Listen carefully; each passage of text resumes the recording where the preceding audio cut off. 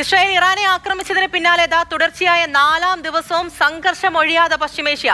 ഒമാനിലെ ദുഖം തുറമുഖത്തേക്ക് വീണ്ടും ഡ്രോൺ ആക്രമണം നടന്നു. സൗദി റിയാദിലെ അമേരിക്കൻ എംബസിയും ഇറാൻ ആക്രമിച്ചു. ഗൾഫ് നാടുകളിൽ പലയിടത്തും ഇന്നും ഡ്രോൺ ആക്രമണം ഉണ്ടായിട്ടുണ്ട്. കുവൈറ്റിൽ 2 സൈനികർ കൊല്ലപ്പെട്ടു. സംഘർഷാവസ്ഥ തുടരുന്നതിനാൽ കുവൈറ്റിലെ അമേരിക്കൻ എംബസി അടച്ചിട്ടുണ്ട്. ഇറാഖിലും ലെബനിലും ഇപ്പോഴും ആക്രമണം രൂക്ഷമാണ്.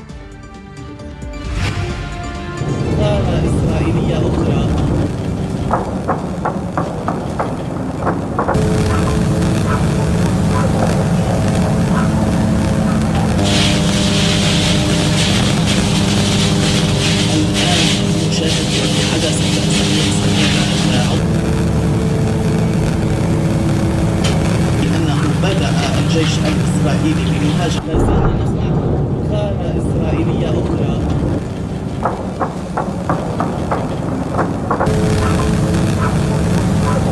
ഹോർമൂസ് കടലിടുക്ക് അടച്ചതോടെ ആഗോള എണ്ണ വിപണിയിലും പ്രതിസന്ധി തുടരുന്നുണ്ട്. യുദ്ധം ആരംഭിച്ച ശേഷം മിഡിൽ ഈസ്റ്റിൽ നിന്ന് 13,000 വിമാന സർവീസുകളാണ് റദ്ദാക്കിയത്. ഇന്റർനാഷണൽ ഡെസ്കിൽ നിന്നും അശ്വജിത്തും ദുബായിൽ നിന്ന് സുരേഷ് വെള്ളിമുറ്റവുമാണ് വിവരങ്ങളുമായി ചേർന്നത്. ആദ്യം അശ്വജിത്തിലേക്കാണ്.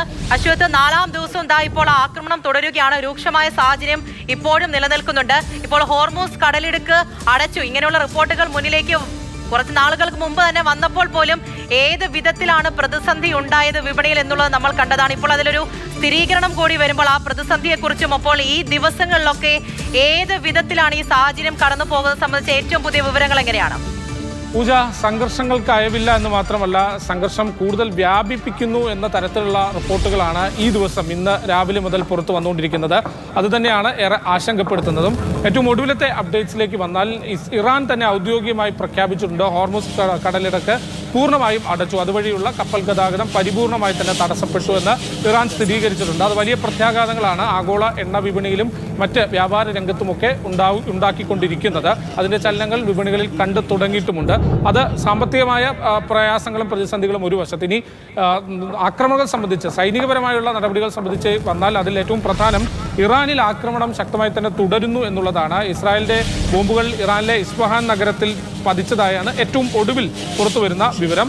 ഒപ്പം ഈ ലെബനോനിൽ, അതായത് കഴിഞ്ഞ ദിവസം തന്നെ ഹിസ്ബുള്ള കേന്ദ്രങ്ങൾക്ക് നേരെ ഇസ്രായേൽ അതിശക്തമായ ആക്രമണമാണ് ലെബനോനിൽ അഴിച്ചുവിട്ടിരുന്നത്. ഇന്ന് അതിൻ്റെ ഒരു തീവ്രത കൂടിയിരിക്കുന്നു. ലെബനോനിലെ കൂടുതൽ സ്ഥലങ്ങളിൽ ഇസ്രായേൽ ആക്രമണം നടത്തിയിട്ടുണ്ട് എന്നതാണ് പുറത്തു വരുന്ന മറ്റൊരു വിവരം. ഇറാനും ശക്തമായി തന്നെ തിരിച്ചടി തുടരുകയാണ്.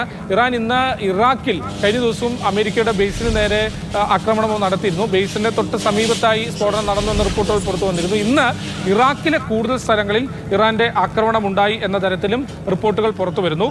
ഒപ്പം ഇസ്ഫഹാൻ നഗരത്തിന് പുറമെ, ഞാൻ നേരത്തെ പറഞ്ഞ പോലെ ഇസ്ഫഹാൻ നഗരത്തിന് പുറമെ ഷെർസ നഗരത്തിലും, ഇറാനിലെ ഷെർസ നഗരത്തിലും സ്ഫോടനം ഉണ്ടായി എന്നതാണ് ഇപ്പോൾ പുറത്തു വരുന്ന വിവരങ്ങൾ. അങ്ങനെയെങ്കിൽ ഇറാനിലും ശക്തമായി തന്നെ സ്ഫോടനങ്ങൾ തുടർന്നുകൊണ്ടേയിരിക്കുകയാണ്. അവിടെയും വലിയ തോതിലുള്ള നാശനഷ്ടങ്ങൾ ഉണ്ടായിക്കൊണ്ടേയിരിക്കുകയാണ് എന്നതാണ് റിപ്പോർട്ടുകൾ പുറത്തു വരുന്നത്. ഇനി മറ്റൊരു കാര്യം ഈ പശ്ചിമേഷ്യയിലെ സാഹചര്യമാണ്. പശ്ചിമേഷ്യയിലെ സാഹചര്യം അതിരൂക്ഷമായി തന്നെ തുടരുന്നു. ഒരുപക്ഷെ കഴിഞ്ഞ ഒരു ദിവസം വലിയ തോതിൽ അവിടെ ആക്രമണങ്ങൾ ഉണ്ടായിരുന്നില്ല. ഒരു വലിയൊരു താൽക്കാലികമായാണെങ്കിൽ പോലും ഒരു ശമനം ഉണ്ടായിരുന്നു. പക്ഷേ കുവൈറ്റിൽ, ഒപ്പം ബഹ്റൈനിൽ, ഒമാനിൽ, UAE അടക്കം സ്ഫോടന ശബ്ദങ്ങൾ എന്നതാണ് റിപ്പോർട്ടുകൾ പുറത്തു വരുന്നത്. അങ്ങനെയാണ് കാര്യങ്ങൾ. നമുക്ക് സുരേഷ് വെള്ളിമുറ്റത്തിലേക്ക് കൂടി പോകാം. സുരേഷ്, ഇന്നും ആക്രമണം തുടരുകയാണ്. പ്രത്യേകിച്ച് അമേരിക്കൻ എംബസിയുടെ ആക്രമണം തൊട്ട് ഇങ്ങോട്ട് ഇന്നത്തെ ദിവസവും ഈ രീതിയിലുള്ള വിവരങ്ങളാണ് പുറത്തു വന്നുകൊണ്ടേയിരിക്കുന്നത്. പലയിടത്തും ഡ്രോൺ ആക്രമണം ഒക്കെ ഉണ്ടായിട്ടുണ്ട്. അപ്പോൾ ഏത് വിധത്തിലാണ് അവിടുത്തെ സാഹചര്യം? ഒമാലൊക്കെ ഉൾപ്പെടെ ആക്രമണം ഇപ്പോൾ തുടരുന്നുണ്ട് എന്നാണ് മനസ്സിലാക്കുന്നത്. കൂടുതൽ വിവരങ്ങൾ